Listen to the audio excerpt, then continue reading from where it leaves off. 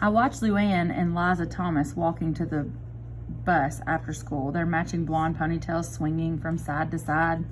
They carried their ballet slippers and their Derby dance school tote bags. Instead of getting on the bus and taking my usual seat beside Luann, I had to wait for Toby so we could go to the laundromat.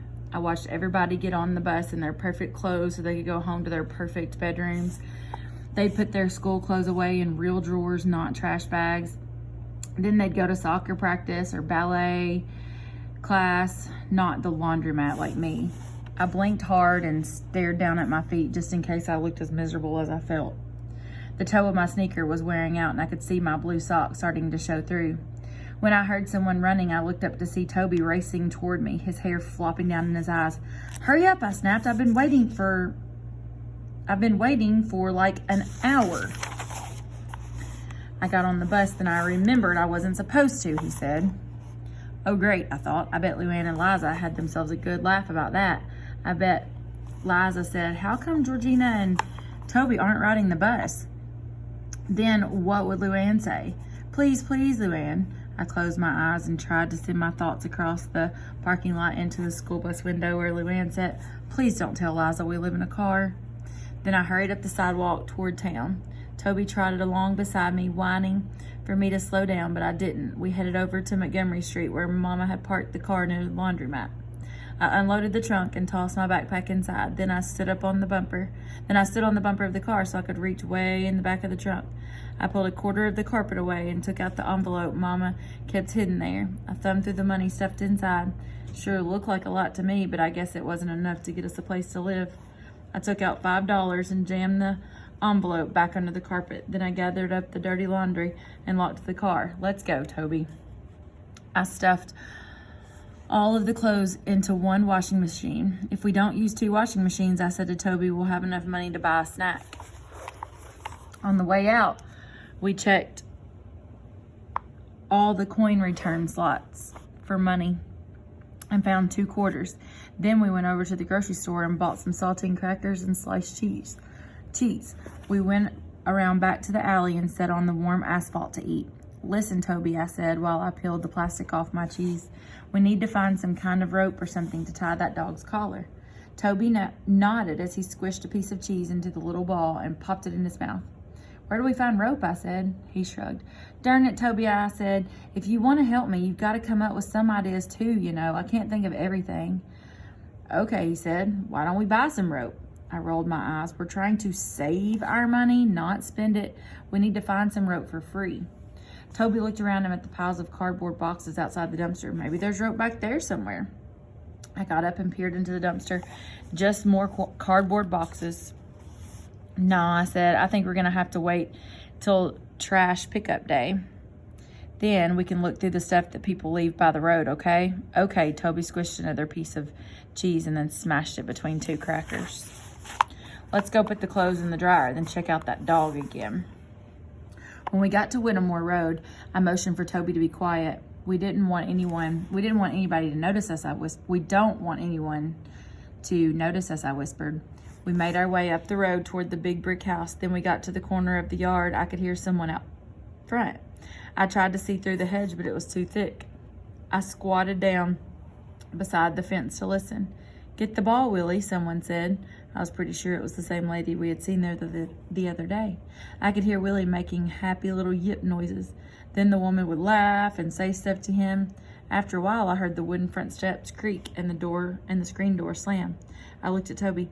"I think she went inside," I whispered. "Let's go see." We tiptoed to the gate and I peeked into the yard. The woman was gone, but Willie was sitting on the front porch.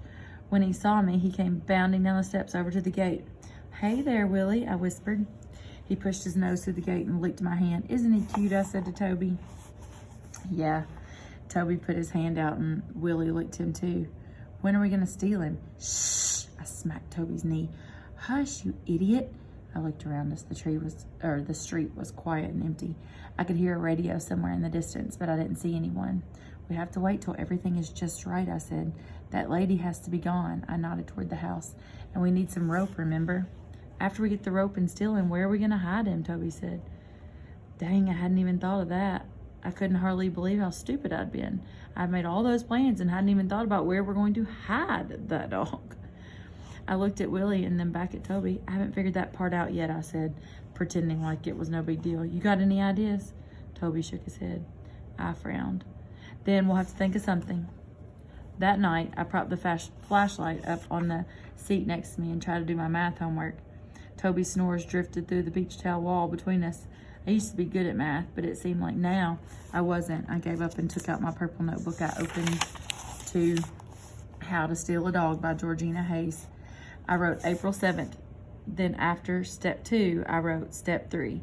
Get ready to steal the dog. Keep watching the dog to make sure he's the right one to steal. If you need a leash, find some rope or something. Number 3, figure out where you're going to hide the dog. I chewed on the eraser of my pencil and stared out the window into the darkness. Number 3 was a big problem. I wished I could ask Luann to help me. She always had good ideas about stuff. I looked down at my notebook again. I guess I was just going to have to figure out by myself unless some miracle happened and Toby got an idea. I closed the notebook and watched the moths fluttering around in the streetlight outside the window. Maybe stealing a dog wasn't a good idea after all.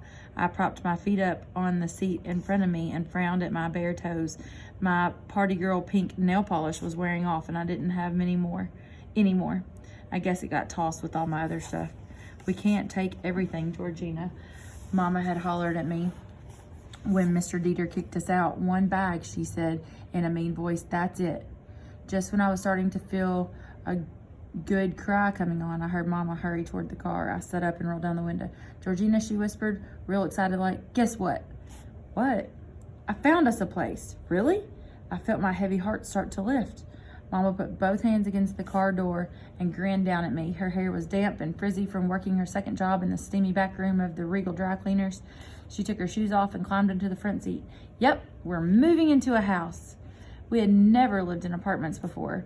We had only ever lived in apartments before, never in a house. I could already see my bedroom, white furniture with gold on the edges like Luann's, maybe even pink carpet. When? I said. Friday, Mama exclaimed, herself in the rearview mirror. I look as beat as I feel, don't I? She said. You look all right, I said, but I was lying. She did look beat. Dark circles under her eyes, her skin all creased and greasy looking. I lay back against the seat and felt about 100 pounds lighter than I had just minutes before. I'd known in my heart that stealing a dog was a bad thing to do, and now I didn't have to. I couldn't believe everything had turned out so good.